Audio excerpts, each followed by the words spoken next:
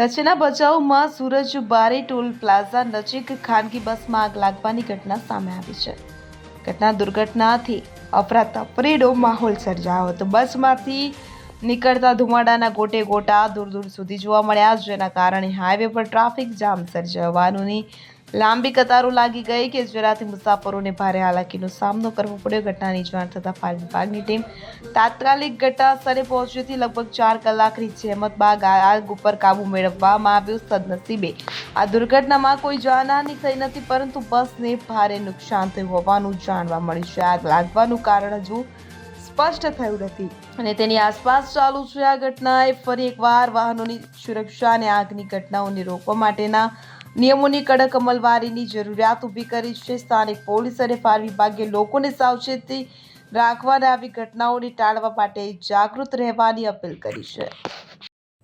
Bureau report CN24 news. હવે જુઓ દેશ દુનિયાની તમામ ખબરો તમારી આંગળીના ટેરવે. ઉઠાવો મોબાઈલ અને Google Play Store પરથી ડાઉનલોડ કરો અમારી CN24 ન્યૂઝ મોબાઈલ એપ.